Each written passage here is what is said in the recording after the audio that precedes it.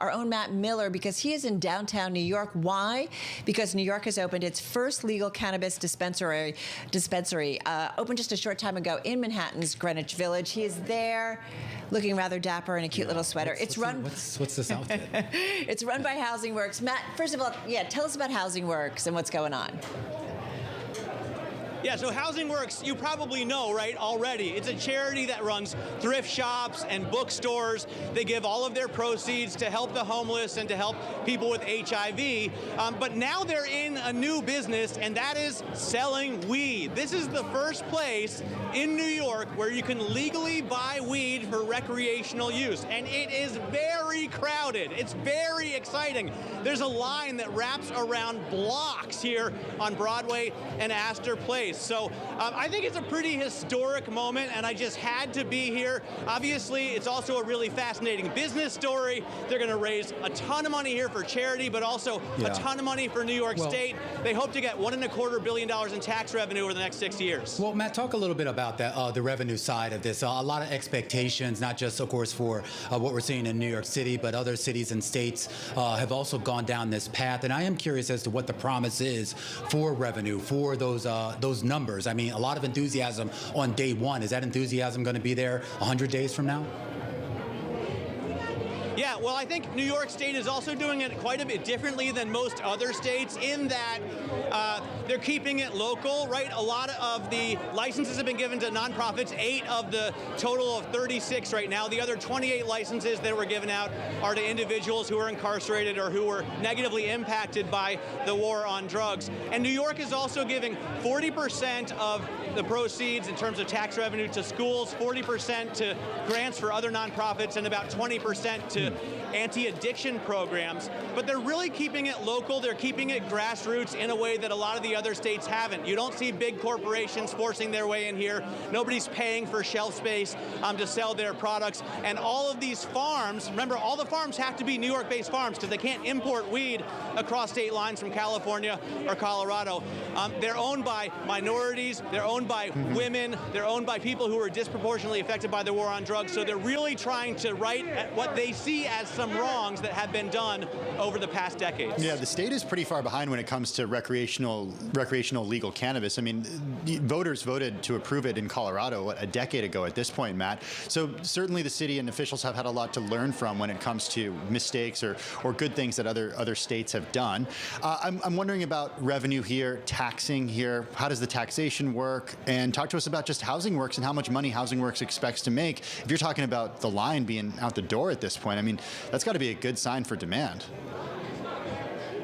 Yeah, I mean, so Housing Works has given us a really lowball number. They said they hope to raise $1 million in total revenue today? In a year. I think from the looks of this, yeah, exactly. They're going to do that in a couple of weeks for sure. I mean, there's another illegal dispensary called Empire Cannabis Club, and they reportedly make about $6 to $8 million a month. That's what I've heard from sources around here. They're going to be shut down. They're big competition, right? You've seen the weed trucks all over the city, especially in Midtown around the banks. Those are hopefully going to be shut down so these guys don't face as much competition, but there are other problems. They can't take credit cards because of the federal laws, you know. They can't, as I said, import weed from other places, and it's difficult for them to find storefronts. In fact, the Office of Cannabis Management has had to source 150 different storefronts around the state that they're going to be giving out to license holders so that they can actually open these businesses, and so that they can grow the businesses. Well, and lots of competition, right? You can actually, in New Jersey and in Connecticut. I am curious too, Matt.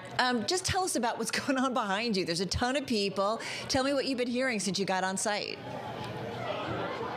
Well, there are a lot of people who are excited to legally buy weed because for years they've been doing it, in the dark and being afraid of getting arrested. So that's one thing. But a lot of the people here are really from charity communities. There are a lot of board members here from Housing Works and from other charities that are deeply invested in this. What I'm mainly hearing, though, is that it's an historic moment and people wanted to be part of it. There were people outside that have been waiting here for 6 or 7 hours to get in. They knew that the sales would start at 4:20. The first guy to buy weed here, the first retail customer was a guy called Ken, who was a farmer who drove in from outside of the city. And he was just happy to get a safe, regulated product. The lab testing is really in depth, so that's one of the problems as well as far as getting the supply. Supply chain is also questionable. Will they have enough to meet demand? That's one thing they're concerned about this weekend. Well, that's what I'm interested in, Matt, and I've been in some of these dispensaries in other states where it is legal, and the selection, I guess, varies pretty significantly depending on where you go. What type of selection do they have? Yeah, so you won't see, in other states, you'll see a lot of Stizzy products, you'll see a lot of Cresco stuff, you'll see a lot of Curaleaf products. These are the big, in part, publicly traded companies. You won't see that here. As I said, they're female-owned businesses, minority-owned businesses that are farming this stuff. They've only got about 6 brands here to start. Locally owned, handcrafted marijuana.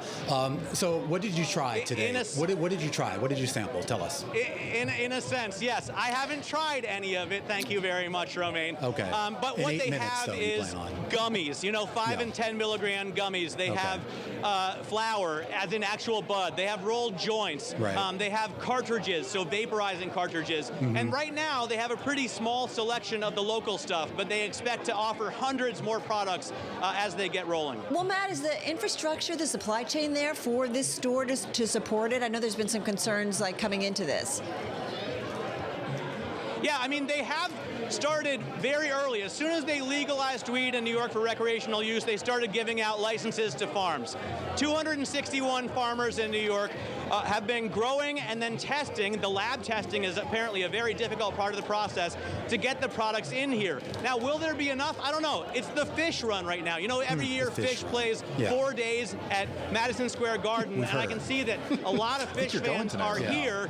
And they need weed. Well, I know. I'm wearing the same sweater as Matt today. We're going together. Hey, Matt, you mentioned the gray market, this idea of these vans, and it's hard to explain to people who don't live in New York City, but there are these vans that essentially sell weed out in the open. They've been doing it for a couple years. There's certainly one on my commute home, and it's kind of wild to see because it was illegal for so long, but it's just happening out in the open. And what they do is they don't actually sell it, right? They accept donations.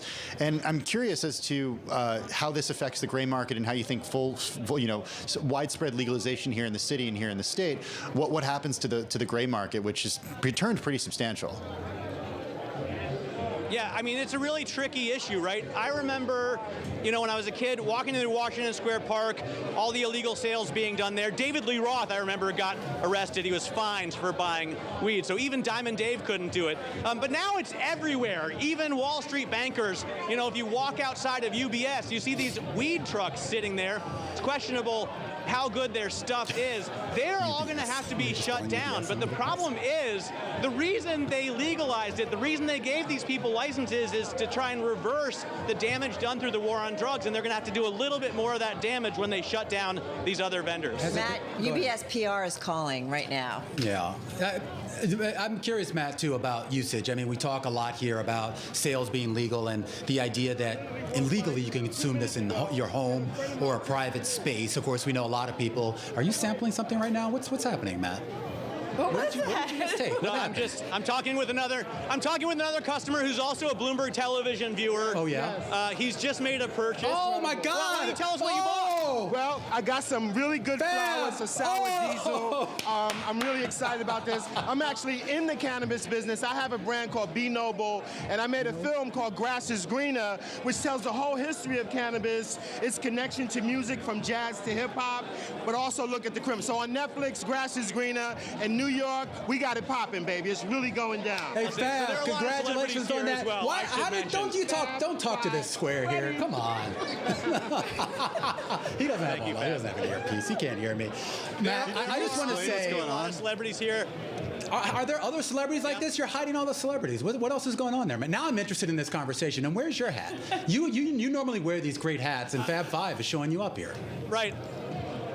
I left my hat on the floor over here. I don't want to get in trouble, right? I still need to dress the part of a Bloomberg anchor. But yeah, no, there are a lot of people here from the local community, a lot of people here from the hip-hop community, and a lot of people here from the charity community, which, as you know, is so big in New York. It's not quite as big as the weed community, but it's getting there. All right, Matt, we got to run.